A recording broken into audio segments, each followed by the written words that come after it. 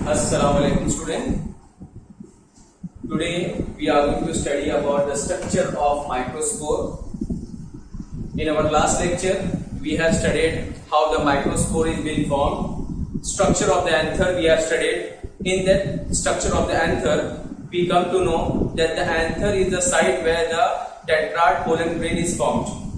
So there was a process which we have studied already in our last lecture. So today we are going to study about the microspore which are haploid and which are said to be the male gametophyte. और अब हम देखेंगे कि ये microspore जो होता है वो टेट्राड की शक्ल में प्रोड्यूस होता है. जैसे कि एग्जांपल ले लो, हमने स्ट्रक्चर लिखा था. ये स्ट्रक्चर किसका था? एंथर का था. और ये एंथर के स्ट्रक्चर में हमने देखा था कि ये जो है ये पोलन सैक था. पोलन सैक के अंदर नर्व सेल था. नर्व सेल जो नरिशमेंट पहुंचाता है उसको हम लोगों ने बोला था टैपिटम. और टैपिटम जो है उनके बीच में यहाँ पे ये लूमेन के अंदर आपने देखा था ये टेट्राड पोलन ग्रेन थे. टेट्राड पोलन ग्रेन, टेट्राड क्योंकि मियोसिस हुआ था मदर सेल में. आर्कियोगोनम या आर्किस्पोरियम करके एक वर्ड आया था जिसमें माइक्रोस्पोरेंजियम करके था. माइक्रोस्पोरेंजियम जो है स्पोरोजेनस टिश्यू बनाता है. Sporogenous tissue undergo you can से meiosis and forms a 4 haploid microspore tetrad. तो यहाँ पे हमने देखा कि टेट्राड पोलन ग्रेन बना है. अब ये टेट्राड को अगर हम बाहर निकाल के देखें तो एक पोलन ग्रेन इस तरह से होता है. ये pollen grain spherical in shape होता है. आप देखोगे कि पोलन ग्रेन जो होता है उसको 2 कवरिंग होती है.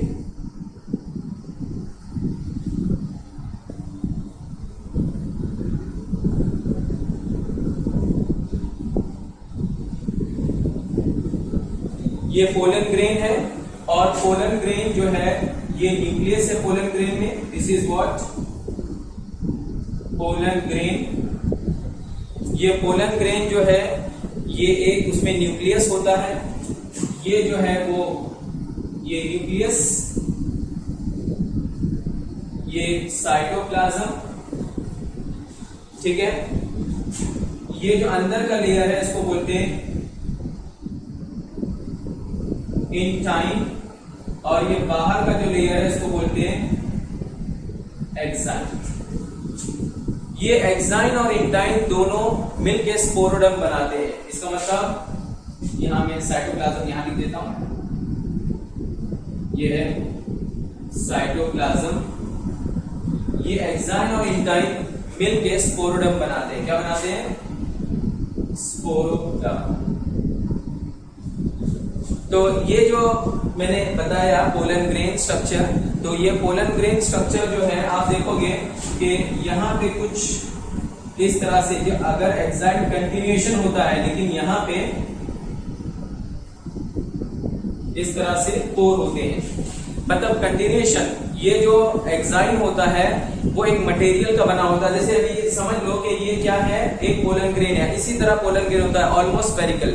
ज्यादातर जो टेरेस्ट्रियल पे ग्रो होता है पोलन ग्रेन जो प्रोड्यूस होता है वो स्फेरिकल होता है. लेकिन और एक्वेटिक अगर पोलन ग्रेन देखा जाए तो क्योंकि वहां का एनवायरनमेंट अलग है इसलिए वो निडल शेप होता है.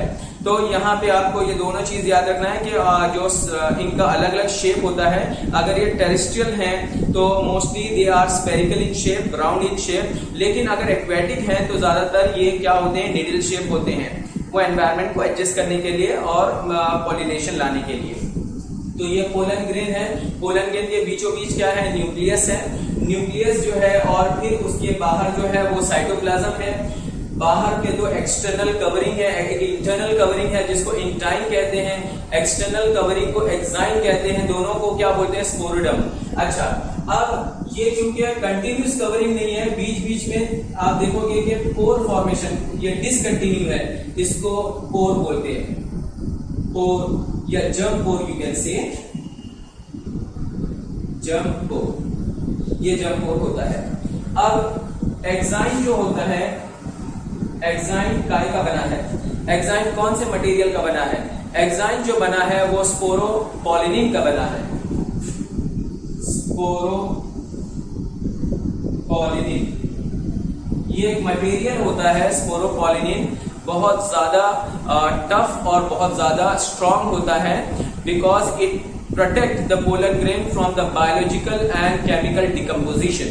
तो इस वजह से ये स्पोरोपोलिनिन बहुत इंपॉर्टेंट है। ये sporopollenin in our last lecture we have studied कि टैपेटम का एक कंट्रीब्यूशन होता है।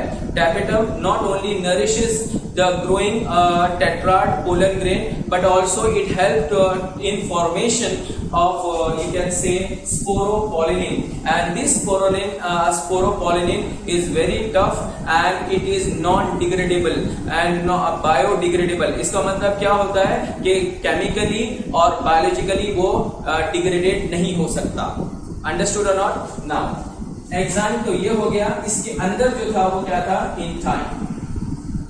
तो ये जो इंटाइन है वो अंदर का है, वो इतना ज्यादा हार्ड और इतना अच्छा मटेरियल का नहीं बना है, वो सिंपल एक मटेरियल का बना है, सेल्यूलोज एंड पेक्टिन का बना है। Cellulose as well as pectin material का बना है। सेल्यूलोज ये भी कार्बोहाइड्रेट है, पेक्टिन जो है हेटेरोजेनस कार्बोहाइड्रेट है, मतलब ये कार्बोहाइड्रेट ही है। एक जो है होमोजेनस, ये जैसे सेल्यूलोज जो है वो भी कार्बोहाइड्रेट पॉलीसेक्राइड है, और ये पेक्टिन ये भी पॉलीसेक्राइड है लेकिन हेटेरोजेनस पॉलीसेक्राइड है। तो ये चीजें आपको समझ में आ गई। अच्छा, अब इसके अंदर जो ये जो रहता है न्यूक्लियस, ये न्यूक्लियस है, और ये याद रखना कि पोलन ग्रेन कभी भी हैप्लॉइड होता है। हैप्लॉइड मतलब n नंबर, हैप्लॉइड मतलब क्या? n number. ये जो जिससे बना था मदर सेल वो हैप्लॉइड नहीं थे, वो डिप्लॉइड। कभी भी मदर सेल डिप्लॉइड होते हैं, फिर उसके अंदर क्या होता है? आइदर माइटोसिस होता है या मियोसिस होता है। अगर मियोसिस होता है तो मदर सेल जो है वो रिडक्शन डिवीजन करते हैं और डिप्लॉइडी से क्या बनता है? हैप्लॉइडी। तो ये पोलन ग्रेन जो है वो हैप्लॉइड स्ट्रक्चर है, ठीक है। अब ये साइटोप्लाज्म और बाकी चीजें हैं इसमें, न्यूट्रिशन सभी चीजें हैं। अब इसमें क्या होता है कि कुछ देर के बाद इसके अंदर डिवीजन होता है, न्यूक्लियस के अंदर डिवीजन होता है। ये जो न्यूक्लियस है इसके अंदर माइटोटिक डिवीजन होता है, और ये माइटोटिक डिवीजन जब होता है तो ये जो न्यूक्लियस है, आप यहाँ पे दिख नहीं रहा है तो मैं यहाँ बना देता हूँ, ये यहाँ पे देख लो।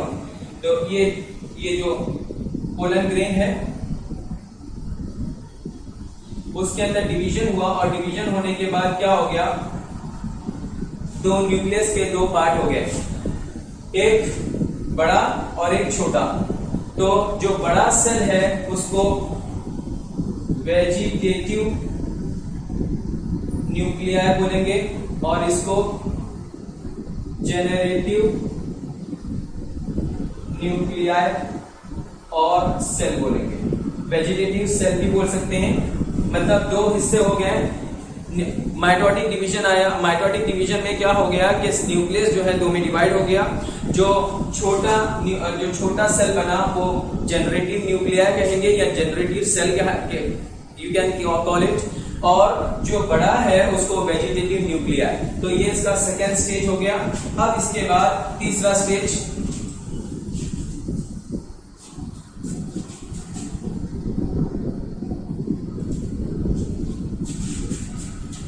अब इसके बाद तीसरा स्टेज जो होगा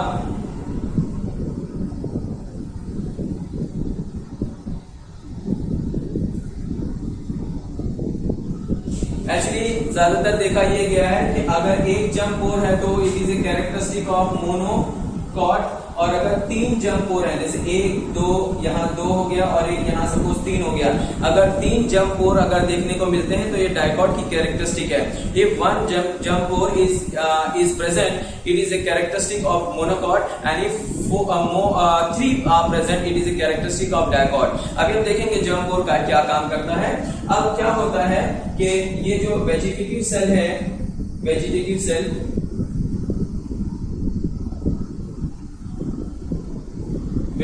सेल जो होगा ये न्यूक्लियर वो एज इट इज रहेगा, और अब इसमें सेकेंड माइटोटिक डिवीजन होता है किसके अंदर, जनरेटिव न्यूक्लियाई के अंदर। और जनरेटिव न्यूक्लियाई के अंदर जब 2 होता है तो उससे 2 गैमेट्स और बनते हैं। जरा ट्राई टू अंडरस्टैंड, मेरी बात ध्यान से सुनो कि क्या होता है कि ये जो जनरेटिव न्यूक्लियाई है, जनरेटिव नॉट वेजिटेटिव, वेजिटेटिव में डिवीजन नहीं होगा। Second mitotic division take place in the generative nuclei and that will result in the two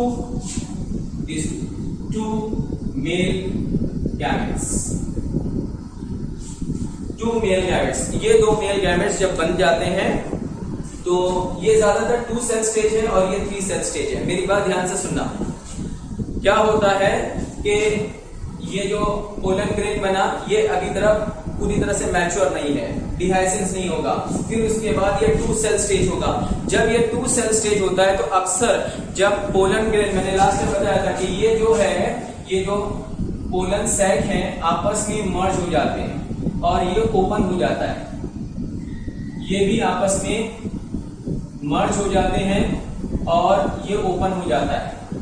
last lecture में हमने किया था कि 4 पोलन सैक हैं, टेट्रालोक्युलर बोलते हैं, लेकिन ये टेट्रालोक्युलर बाद में जब मैच्योरिटी आती है तो ये क्या हो जाते हैं, एक माउथ जैसा फॉर्मेशन हो जाता है जिसमें जो एंडोथीलियल सेल था, एंडोथेशियम सेल था, वो वाटर लॉस कर देता है और वो क्या है, ओपन हो जाता है। जब ओपन हो जाता है तो ये पोलन ग्रेन, जो मैच्योर पोलन ग्रेन है, वो डिस्पर्स हो जाते हैं by any of the mean. Example, wind will act as an agency for the dispersal of this pollen grain. तो अब क्या होता है कि ये जो पोलन ग्रेन है, ये पोलन ग्रेन जो डिस्पर्स होते हैं ज्यादातर ये 2 सेल स्टेज में होते हैं। इसका मीनिंग ये होता है कि जब ये पोलन ग्रेन मैच्योर हो गए और डिस्पर्स होंगे, चाहे विंड उसको लेके जाए या कोई और मीन से चले जाए या इंसेक्ट या कोई भी लेके गया, तो ये जो पोलन ग्रेन अक्सर डिस्पर्स होते हैं। Mostly it is always in the 2 cell stage. तो 2 सेल स्टेज किसको बोलते हैं, जिसमें एक वेजिटेटिव हो और एक जेनरेटिव हो। समझ में आ रहा है कि नहीं? और कभी कभी 3 सेल स्टेज में भी वो डिस्पर्स होता है, ऐसा कोई प्रॉब्लम नहीं है, लेकिन most of the time the pollen grain which are dispersed is in the 2 cell stage। तो ये 2 सेल स्टेज है, एक वेजिटेटिव और एक जेनरेटिव। वेजिटेटिव बड़ा होगा और जेनरेटिव क्या होगा, छोटा होगा। अब डिवीजन, सेकेंड माइटोटिक डिवीजन, क्योंकि ये 2 भी कैसे बना था, माइटोटिक डिवीजन में, मियोटिक नहीं हुआ था, तो माइटोसिस हुआ था। अब ये सेकेंड माइटोटिक जब डिवीजन होगा तो ये जो जनरेटिव न्यूक्लियाई है इसके अंदर और डिवीजन होगा and that result in 2 male gametes. ये 2 मेल गैमेट्स जो होंगे नॉन मोटाइल होंगे और they will act in fertilisation, जो फर्टिलाइजेशन में आप मदद करेंगे। अब आप देख सकते हो कि इसके बाद का स्टेज देखो इस तरह से होगा।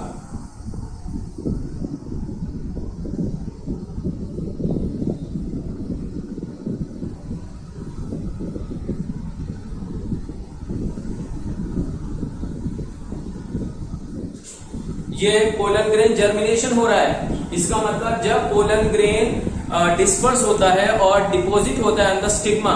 स्टिग्मा क्या है, एक रिसेप्टिकल पार्ट से of the female you can say reproductive organ, जिसको हम लोग बोलते हैं stigma, style and ovary, gynoecium के पार्ट से ये। तो when a right type, try to understand, when a right type of pollen grain is deposit on the right type of stigma, अगर पोलन ग्रेन राइट टाइप का compatible है on stigma के ऊपर तो ही वो जर्मिनेट होगा, अदरवाइज नहीं germinate होगा। उनके अंदर एक दूसरे को रिकॉग्नाइज करने की एबिलिटी होती है। टैक्सिक करके जो केमिकल्स होते हैं उनके ऊपर वो एक दूसरे को रिकॉग्नाइज करते हैं। तो when a right type of pollen grain is deposit on the right type of stigma then only the pollen germination will take place. ये पोलन ग्रेन तभी निकलेगा। आप देखोगे पोलन ग्रेन जब जर्मिनेट होगा तो यहाँ पे एक न्यूक्लिया देखोगे और यहाँ पे 2 चीज देखोगे। जो आगे की तरफ होगा वो वेजिटेटिव न्यूक्लियाई या सेल बोल दो, या फिर ट्यूब सेल और न्यूक्लियाई भी बोलते हैं। Try to understand.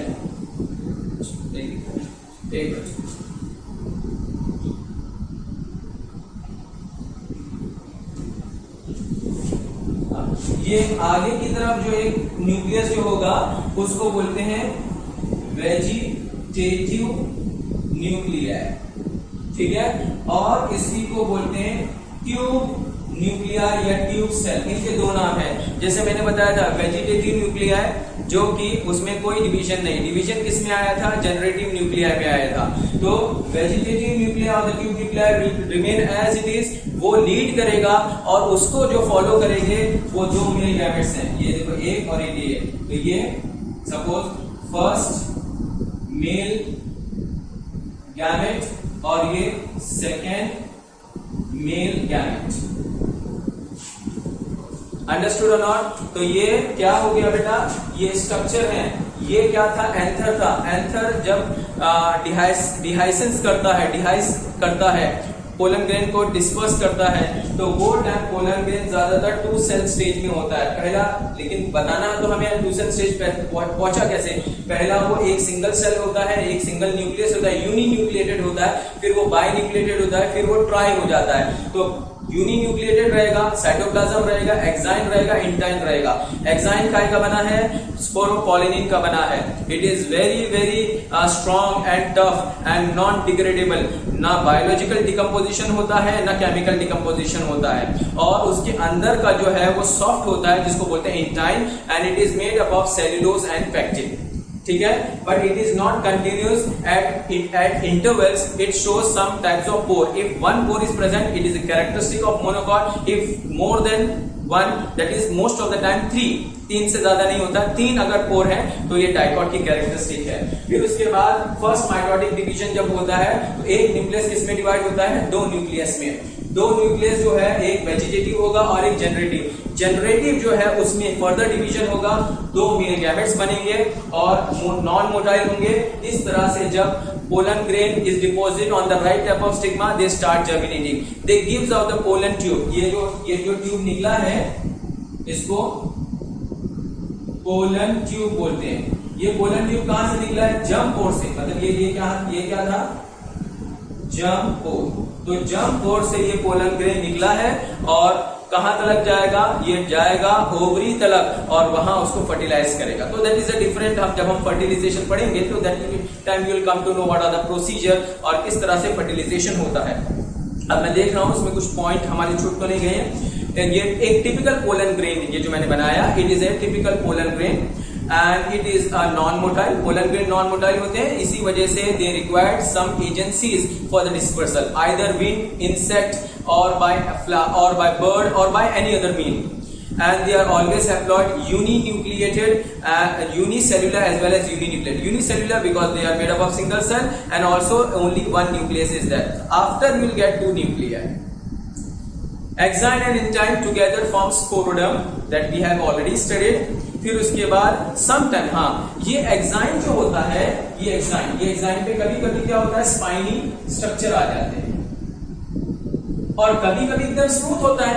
तो अगर पोलन ग्रेन पूरी तरह से स्मूथ है, पोलन ग्रेन के ऊपर कोई क्या है, एपर्चर नहीं है, स्पाइनी एपर्चर नहीं है, तो हम बोल सकते हैं, उसको आइडेंटिफाई कर सकते हैं कि the pollen grain which is completely smooth, तो इसमें पॉलिनेशन ज्यादातर किससे होगा, बाय विंड पॉलिनेशन।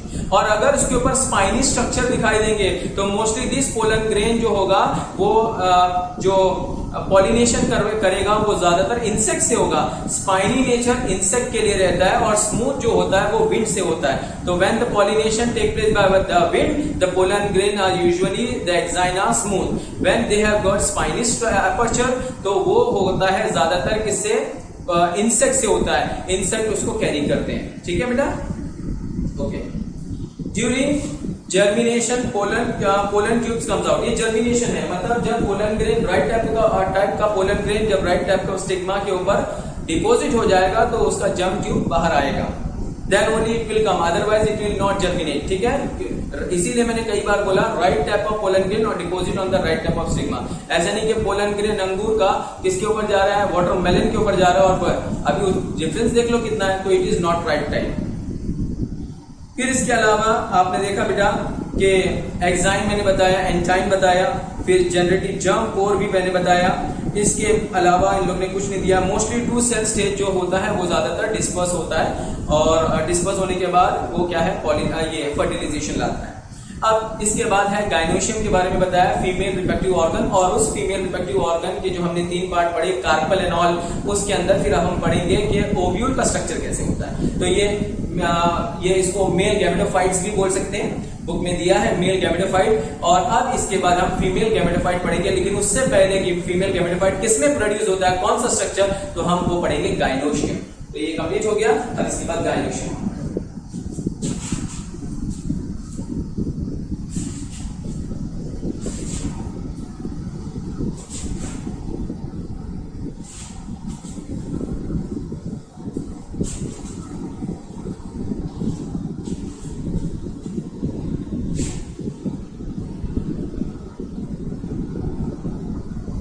अब देखो बेटा, जब हम पढ़ते हैं गाइनोशियम तो होता क्या है गाइनोशियम में, हमने देखा कि जो फ्लावर होता है अगर बाइसेक्सुअल है तो एंड्रोशियम भी होगा और गाइनोशियम भी होगा।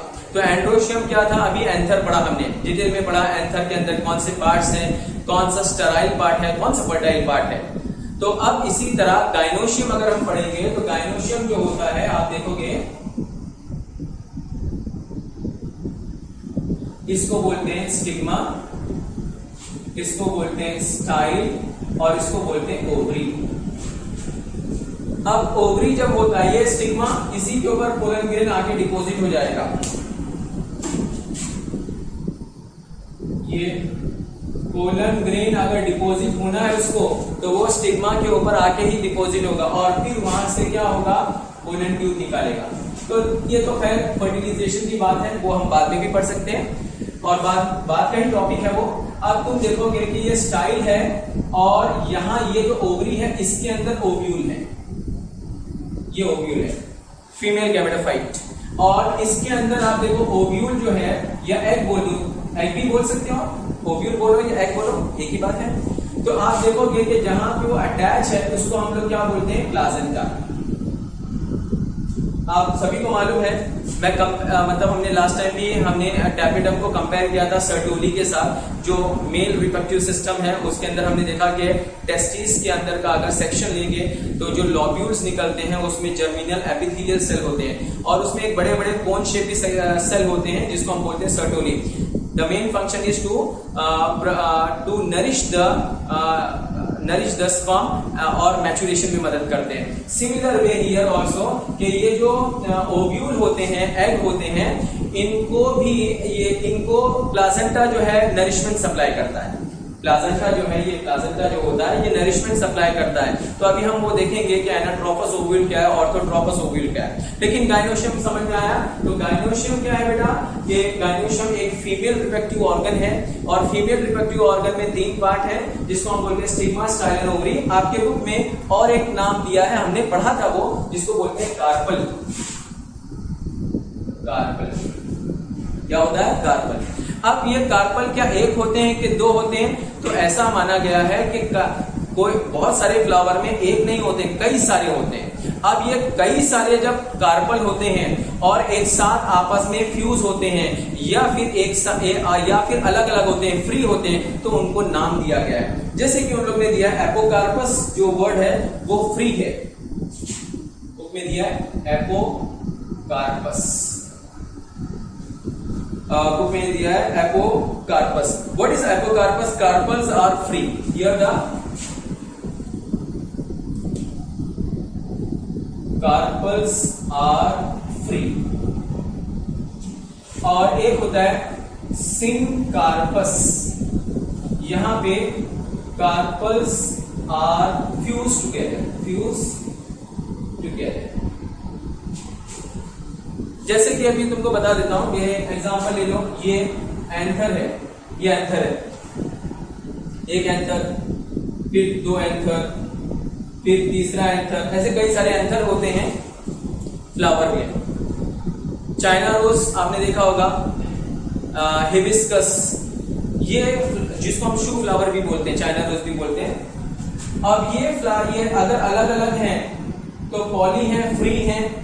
अब कभी कभी क्या होता है कि ये एक साथ ट्यूब बना देते हैं, पोलन ग्रेन, ये एंथर यहाँ आ गए, इसका मतलब ये सब फिलामेंट आपस में फ्यूज होके एक ट्यूब बना दी, तो इसको बोलते हैं मोनोएडाल्फिस, तो फ्यूज हो गए। इसी तरह अगर कार्पल एक है तो कोई मसला ही नहीं है, लेकिन जब कई सारे हैं और ज्यादातर कई सारे होते हैं, कई सारे हैं और आपस में फ्यूज हैं तो उसको बोलते हैं syncarpous. Carpels are fuse together. और अगर वो फ्री हैं तो कार्पस आर फ्री, तो दैट इज कॉल्ड एपोकार्पस। तो apocarpous the carpels are free. Example Michelia एक फ्लावर का नाम दिया है, और ब्रिंजोल जो दिया है उसमें सिन कार्पस है जिसमें कार्पल्स आर ऑलवेज फ्यूज्ड। ठीक है, यहां पे हमारा कंप्लीट हुआ। अब उसके बाद हम लोग को थोड़ा और पढ़ना है। The numbers of ovule in the ovary varies, मतलब ओव्यूल्स जो होते हैं, जैसे अभी एक ओव्यूल्स है, अभी यहाँ पे हम लोग ने देखा ये ओवरी है, ये बल्कि पार्ट जो स्वलन पार्ट है, अभी ये देखो ये है स्टिग्मा, ये क्या था स्टाइल, और ये क्या था ओवरी। तो ये ओवरी, ये जो बॉल होगा ओवरी का बॉल, इसी को हम लोग क्या बोलते हैं प्लाजेंटा। ये प्लाजेंटा से ओव्यूल्स अटैच होता है, यह कभी बेस से भी अटैच होता है, कभी साइड वॉल से भी अटैच होता है। तो ये नंबर्स ऑफ ओव्यूल्स वेरीज होता है, मतलब किसी में एक होगा, किसी में एक से ज्यादा होगा, इसीलिए तुम्हारे बुक में दिया है the numbers of ovules in the ovary varies. Ovary के अंदर ही ओव्यूल होगा, तो अगर एक है तो भी ठीक है, दो है तो भी ठीक है, दो से ज्यादा है तो भी ठीक है। इसका मतलब इट कीप्स ऑन वेरिंग। ऐसा नहीं कि एक ही होगा, सब में एक है, किसी में एक, किसी में एक से ज्यादा, किसी में बहुत ज्यादा। तो this is called the numbers of ovules in the ovary varies. ठीक है, इसके अलावा उन लोग ने कुछ एग्जाम्पल दिया है, जैसे पेडी क्रॉप्स हो गया, एग्जाम्पल दिया है पेडी, पेडी जैसे चावल, ये पेडी हो गया, बीज हो गया, मैंगो हो गया। They are uniovulate, यूनिओवेट।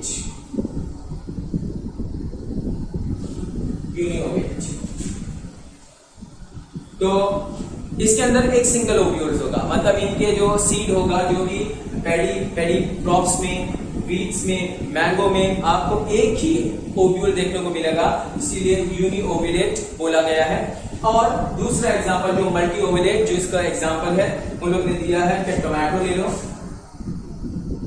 टोमेटो हो गया, देन लेडीज फिंगर, ये etcetera, they are multi ovulate.